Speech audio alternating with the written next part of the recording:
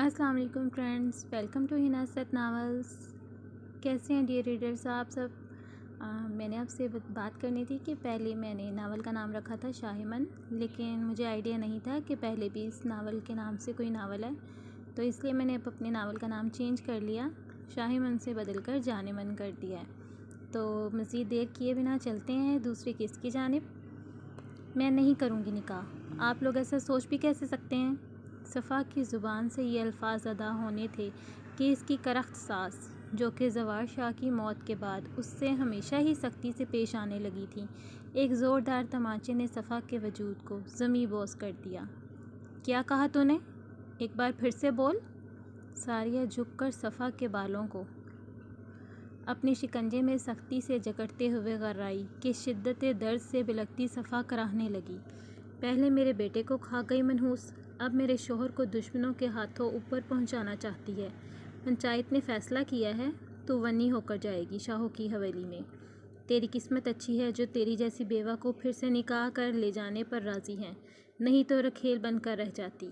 اور نخرے تو یوں کر رہی ہے تو جیسے آسمانوں سے اتری ہوئی حور ہے۔ مت بھول 2 بچوں کی ماں ہے تو۔ خبردار اگر مولوی صاحب کے سامنے نکاح کے لیے انکار کر کے کوئی تماشا کھڑا کیا تو نے تو اتنا ماروں گی نا تجھے کہ ساری عقل ختم ہو جائے گی تیری۔ وہ مسلسل صفا کو جھنجھوڑتی ہوئی غرار رہی تھی، اور صفا جیسی دبلی پتلی سی نازک لڑکی اس وقت ساریہ کی بے رحمی کا شکار بنی ہوئی تھی۔ بس بھی کرو ساریہ، وہاں موجود مختار شاہ نے ماتھے پر بل ڈالے اور تنبیہی انداز میں انہیں ٹوک دیا۔ آپ میری جان لے لو مگر میں نکاح نہیں کروں گی۔ میرے بچے، میں ان سے دور کیسے رہوں؟ میں مر جاؤں گی، خدارا رحم کرے مجھ پر۔ ساریہ کی بے رحمانہ تشدد کے بعد بھی صفا کی زبان پر انکاری الفاظ سن کر ساریہ کا غصہ مزید بڑھ گیا۔ میرے بیٹے کی اولاد ہے، اس کی آخری نشانیاں ہیں، تو پیچھے سے نہیں لائی جو تجھے میرے پوتے پوتی کو ساتھ لے جانے دوں۔ تو دفع ہو یہاں سے منحوس، مر جا کر کہیں۔ اگر تو نے اب انکار کیا نا تو سوچ بھی نہیں سکتی اس کے بعد تیرا کیا حال ہوگا۔ ارے سزا کے طور پر تجھے آج رات ہی تیرے بچوں سے الگ کر دوں گی۔ ساریہ نے صفا کے بالوں کو جھٹکا دیتے ہوئے دھمکی دی، اور ان کے سخت ترین الفاظ سن کر صفا نے اس پل اپنے لیے موت کی دعا کی۔ کوئی بھی ماں اپنے بچوں کے بنا ویسے ہی مر جاتی ہے۔ ساریہ لے جانے دو بچے اسے، مجھے نہیں لگتا وہ لوگ بچے قبول کریں گے۔ اس کے ساتھ خود ہی 2 دن میں ان لوگوں کے رویے سے عقل ٹھکانے لگ جائے گی۔ دیکھنا، ہاتھ جوڑ کر خود واپس بھیجے گی بچے کہ یہاں پر رکھ لو آپ لوگ۔ انہوں نے سرد مہری سے کہا تو ساریہ کی پیشانی کے بل ڈھیلے پڑے۔ گاڑی میں بٹھا کر اسے ایک گھر میں لے آئے تھے۔ وہ اسی گھر کے ایک کمرے میں وہیں ایک کونے میں گھٹنوں کے گرد بازو لپیٹ کر بیٹھ گئی تھی کہ کچھ ہی دیر میں دروازہ کھلنے کی آواز آئی تھی، اور پھر قاضی صاحب اور ان کے ساتھ 2-3 آدمی اور 1-2 عورتیں تھیں۔ صفا کو لگا تھا اس کا سانس بند ہو جائے گا۔ اسے لگا تھا جیسے موت منہ کھولے اسے آغوش میں لینے کے لیے تیار ہے۔ کیا آپ کو قبول ہے؟ قاضی صاحب سید غزان شاہ کا نام لے کر اس سے اس کی رضامندی پوچھ رہے تھے۔ صفا نے سید غزان شاہ کا نام سن کر چونک کر ان کی جانب دیکھا۔ اسے پتہ تھا کہ آگے اس کے لیے کیا کیا آزمائشیں آنی ہیں۔ اس گھر میں بھی اس نے مشکلات کا سامنا کیا تھا، اور جہاں اسے بھیجا جا رہا تھا بلا شبہ اس نے وہاں اپنی عمر کا کافی حصہ گزارا تھا۔ وہاں بھی زندگی گزارنا قطعاً سہل نہ ہوگا، اس بات سے وہ بخوبی واقف تھی۔ یہ نکاح کرنا اس کے لیے زہر پینے کے مترادف تھا۔ اس نے اپنی بھاری پلکوں کی جھالر اٹھا کر ایک نظر قاضی صاحب کو دیکھا۔ کیا نہیں تھا اس کی نظروں میں التجا، بے بسی کا رنگ؟ قاضی صاحب بھی نظریں چرا گئے۔ بتاؤ بیٹا، قاضی صاحب نے اس کے سر پہ ہاتھ رکھتے ہوئے دوبارہ پوچھا۔ قبول ہے۔ اس کی آنکھوں کے سامنے سید غزان شاہ کا چہرہ لہرایا تھا۔ وہ اس کے بچپن سے لے کر جوانی کی دہلیز تک اس کے ساتھ رہا تھا۔ وہ ضرور اسے سمجھے گا، اس کے لیے ضرور آگے کی راہیں آسان کر دے گا، لیکن اس سے شادی کے بارے میں تو اس نے کبھی سوچا نہیں تھا۔ لرزتی آواز میں اس نے قبول کیا، اور پھر اس طرح ایجاب و قبول کے مراحل سے گزر کر وہ صفا سے صفا غزان شاہ بن چکی تھی۔ آج ایک بار پھر ایک بیٹی، ایک بہو قربان ہو گئی تھی اپنوں کے لیے۔ قاضی صاحب نے جاتے ہوئے اسے دعا دی تھی۔ بیٹی، میں دعا کرتا ہوں اللہ تمہاری آزمائشیں جلدی ختم کر دے۔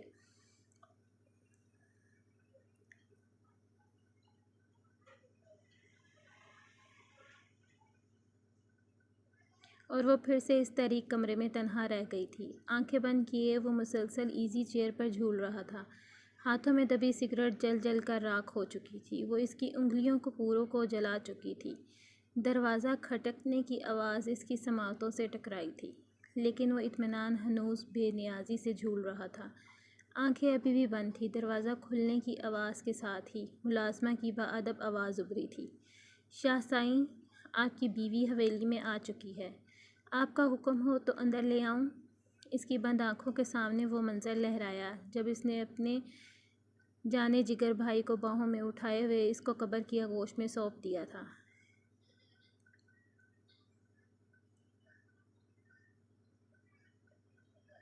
شدت ضبط سے اس کی سلگتی آنکھیں جھٹ سے کھلی تھیں۔ اپنے اندر کے طوفان کو ضبط کرتا، اپنے ہاتھوں کی مٹھیوں کو بھینجتا، وہ بے تاثر سرد آواز میں جب بولا تو ایک لمحے کے لیے خاندانی ملازمہ کا خوف سے حلق خشک ہو گیا تھا۔ باہر کھڑی صفا کی ریڑھ کی ہڈی تک سنسنا اٹھی تھی۔ خون بہا میں آنے والی لڑکی بیوی نہیں، ونی کہلاتی ہے۔ اس کی برفیلی آواز سن کر باہر کھڑی صفا کے ہاتھوں میں کپ کپاہٹ واضح تھی۔ ٹانگیں خوف سے باقاعدہ کانپ رہی تھیں۔ پیشانی پر پسینے کی بوندیں چمک رہی تھیں۔ چہرہ سفید پڑ چکا تھا۔ اس کے پورے وجود پر کپ کپاہٹ طاری ہو چکی تھی۔ وہ راکنگ چیئر سے اٹھا اور بالکل اس کے سامنے جا کر کھڑا ہو گیا۔ 6 فٹ سے نکلتا قد، چوڑے شانوں اور کسرتی بدن کے مالک سید غزان شاہ کے سامنے مناسب قد اور خوبصورت قد و خال کی مالک صفا غزان شاہ جیسی چھوئی موئی سی شہزادی بالکل چھپ کر رہ گئی تھی۔ وہ اس بات سے انکاری نہیں تھا کہ وہ ایک دلکش سراپے کی مالک تھی جو کہ اس کے اندر کے دلی جذبات کو جگانے کی صلاحیت رکھتی تھی۔ اس کے خوبصورت گلابی گالوں پر موجود آنسوؤں کے نشان اس کے رونے کی گواہی دے رہے تھے۔ تیکھی سی کھڑی ناک میں موجود سونے کا چھلا اسے چھیڑخانی کے لیے اکسا رہا تھا۔ وہ دھیرے سے جھکا اور اس کی تھوڑی اپنے مضبوط ہاتھ سے پکڑ کر اس کا چہرہ اوپر کر کے اسے خود کو دیکھنے پر مجبور کیا۔ وہ اس کی آنکھوں میں واضح خوف کی جھلک بخوبی دیکھ سکتا تھا۔ تو آ گئی تم؟ وہ اس کی نازک سی تھوڑی پر اس کے ہاتھ کی گرفت اتنی سخت تھی کہ انگلیاں اس کی جلد میں گھستی ہوئی محسوس ہو رہی تھیں۔ درد کی شدت سے بے نیاز صفا بڑی بہادری سے اس کی آنکھوں میں آنکھیں ڈالے کھڑی تھی۔ انداز چیلنجنگ تھا۔ صفا نے سوچا کہ وہ ایک بار تو اس پر چیخے گا، چلائے گا یا اسے چوٹ پہنچانے کی کوشش کرے گا، لیکن ایسا کچھ بھی نہیں ہوا۔ یہ شاید طوفان سے آنے والی پہلے کی خاموشی تھی۔ اس نے اپنی زندگی میں بہت سارے خوبصورت مرد دیکھے تھے، لیکن جیسی خوبصورتی کا مالک سید غزان شاہ تھا ویسی خوبصورتی اس کی نظروں سے آج تک نہیں گزری تھی۔ چوڑے جبڑے پر ہلکی داڑھی، خوبصورت بھرے بھرے ہونٹ اور سیاہ رات جیسی کالی محصور کن آنکھیں، وہ آنکھیں جو شاید کئی راز رکھتی تھیں۔ کافی بہادری کا مظاہرہ کیا ہے آج آنے کے لیے۔ خود پر جمی اس کی گہری نظریں اسے جز بجز کر رہی تھیں۔ سیاہ رنگ کا سادہ سا سوٹ پہنے، سیاہ شال اپنے گرد لپیٹے، بڑی بڑی غلافی آنکھوں میں پھیلا سیاہ کاجل اس کے خوبصورت سراپے کو دلکش بنا رہا تھا، جبکہ چادر سے اپنے وجود کو چھپانے کا انداز اسے پروقاریت بخش رہا تھا۔ میں ہمیشہ سے بہادر ہی تھی، اس کے دو ٹوک انداز میں کہنے پر وہ مسکرایا تھا۔ جانتا ہوں تمہاری بہادری کو۔ بہادری کا مظاہرہ ہی کر کے چھوڑ گئی تھی نا تم مجھے، حالانکہ تم اچھی طرح جانتی تھی کہ تم میری زندگی کا حاصل تھی۔ چلو جو ہوا سو ہوا، اب یہ مت بھولنا میں نے تمہیں کس طرح حاصل کیا ہے۔ اس کی آنکھوں میں دیکھتا ہوا وہ پھنکارا تھا۔ دیکھنے کا انداز چیلنجنگ تھا کہ اب بولو کیا بولتی ہو۔ اس کی بات پر وہ چپ سی ہو گئی۔ کہہ تو وہ ٹھیک ہی رہا تھا اور یہ بات وہ اچھے سے جانتی تھی۔ ڈر اور خوف کی ایک شدید لہر اس کے رگوں میں دوڑی تھی۔ جواب دینے کے بجائے اس نے نظریں چرا لیں۔ اس کا یہ انداز سید غزان شاہ کو طیش دلانے کے لیے کافی تھا۔ اس نے غصے سے اس کا بازو پکڑ کر ایک جھٹکے سے اپنی طرف موڑا۔ وہ جھٹکے سے اس کے سینے سے جا لگی۔ درد کی تیز لہر بازو میں اٹھی۔ اس نے کراہ کر اس کی طرف دیکھا۔ چھوڑو میرا ہاتھ، تم مجھے تکلیف دے رہے ہو۔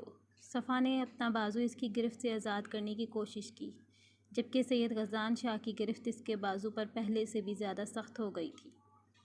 کبھی کسی نے مجھے نظر انداز نہیں کیا، اور نہ ہی کسی میں اتنی ہمت ہے کہ وہ مجھے یعنی سید غزان شاہ کو نظر انداز کر سکے۔ تم سے بھی میں یہی امید کرتا ہوں، اور نتیجے کی ذمہ دار تم خود ہوگی صفا غزان شاہ۔ وہ اس کی آنکھوں میں دیکھتا ہوا بولا۔ اس کی آواز دھیمی لیکن لہجہ سرد تھا۔ اس نے دوسرے ہاتھ سے جوڑے کی شکل میں بندھے اس کے بال، جو شال کی وجہ سے ڈھکے ہوئے تھے، بے دردی سے اپنی مٹھی میں جکڑ کر اس کی پشت پر کھول دیے۔ صفا اس کے سامنے رونا نہیں چاہتی تھی، لیکن نہ چاہنے کے باوجود بھی ہتک اور شرمندگی سے اس کی آنکھیں نمکین پانیوں سے بھر گئیں۔ وہ جانتی تھی کہ وہ اس کے منہ سے جواب سننا چاہتا ہے، لیکن وہ جواب نہیں دینا چاہتی تھی، کیونکہ وہ جانتی تھی کہ اگر اس نے جواب دے دیا تو وہ اسے سسکنے پر مجبور کر دے گا، اور وہ جانتی تھی کہ وہ ایسا ضرور کرے گا۔ شاہو، اس کے گلابی لب پھڑپڑائے تھے۔ اس کی آنکھوں کی پتلیاں حیرت سے پھیلی تھیں اس کی گستاخی پر۔ شاہو، کہنے کا حق کھو چکی ہو۔ سید غزان شاہو، اس علاقے کا سردار۔ ادب سے پیش آؤ، شاہ جی کہو۔ اس کی برفیلی آواز کمرے کے سکوت کو توڑتی ہوئی ایسی گونجی تھی کہ کمروں کے در و دیوار بھی تھر تھرا اٹھے تھے۔ مت بھولو، ماسی ہوں میں تمہاری۔ اس کے بگڑے تیور دیکھ کر اس نے اپنے پرانے رشتے کی یاد دلانا ضروری سمجھا تھا۔ بالکل بھی ماں جیسی نہیں۔ شاید تم بھول گئی، خونی رشتے سے کہیں بھی تم ماسی نہیں رہی، اور منہ بولے رشتوں کی حقیقت میں کوئی وجود نہیں۔ آج جو بندھن ہمارے درمیان بندھا ہے، اس پر توجہ دو۔ سید غزان شاہ کے فولادی ہاتھ کی گرفت اس کے سرخ سفید بازو پر سخت ہوئی تھی۔ اسے غزان کی انگلیاں اپنی جلد میں دھنستی ہوئی محسوس ہوئی تھیں۔ درد سے اس کے منہ سے مدھم سی سسکاری نکلی۔ یہ کیا کر رہے ہو؟ غزان نے اسے بازو سے کھینچ کر کسی کھلونے کی طرح بستر پر گرا کر اس پر آیا تھا۔ اس کے منہ سے بمشکل آواز نکلی تھی۔ وہ پھٹی پھٹی نظروں سے اسے دیکھنے لگی۔ وہی جو ونی میں آئی ہوئی بیوی کے ساتھ کیا جاتا ہے۔ سید غزان شاہ کے پتھریلے تاثرات دیکھ کر اس کی روح فنا ہونے لگی تھی۔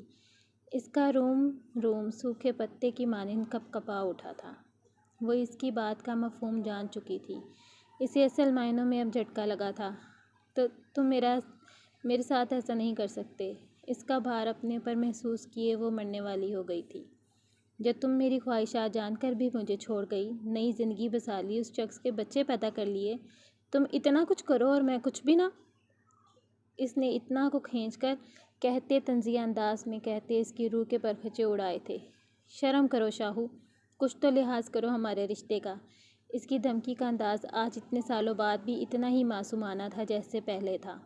اس نے اسے ندامت سے دوچار کرانا چاہا، مگر مقابل سید غزان شاہ تھا، جو سامنے والے کو لاجواب کرنا بخوبی جانتا تھا۔ آج جو رشتہ ہمارے درمیان ہے، اس میں شرم و لحاظ کا کوئی کام نہیں۔ تو کیوں کروں؟ وہ زمانی انداز میں کہتے ہوئے اس کے گلے سے شال نکال کر دور اچھالتے ہوئے اس کی روح فنا کر گیا۔ اس کے چہرے کی رنگت پھیکی پڑی۔ وہ بمشکل تھوڑا سا پیچھے سرکی تھی۔